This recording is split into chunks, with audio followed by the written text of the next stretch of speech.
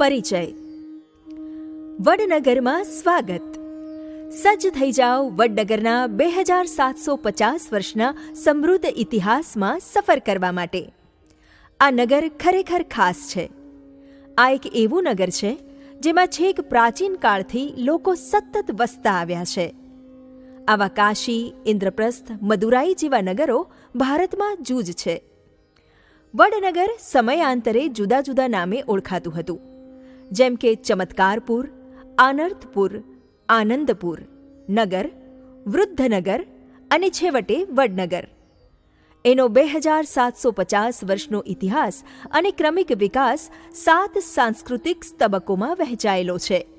એના પ્રાચીન ટીંબામાંથી મળી આવેલી ચીજવસ્તુઓ અને બાંધકામના અવશેષો જોતા ખ્યાલ આવે છે કે અહીં બૌદ્ધ સ્તૂપો હતા, વિહારો હતા, દેવસ્થાનો અને મંદિરો હતા. જૈનોની પણ સારી વસ્તી હતી. મધ્યયુગમાં અહીં ભારતીય અને ઇસ્લામી સ્થાપત્યના સુમેળસમા બાંધકામો બંધાયા અને પછી ગાયકવાડી અને આડકતરી રીતે અંગ્રેજી અમલના પણ અનેક અવશેષો મળી આવ્યા છે. આ તો થઈ પુરાતાત્વિક અવશેષોની વાત.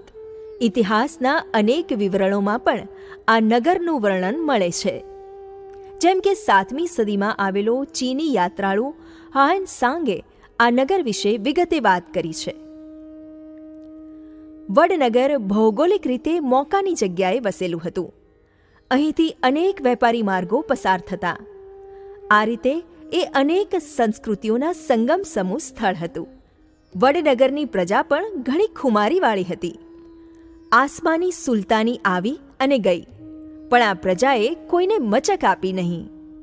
જ્યારે મુશ્કેલી આવી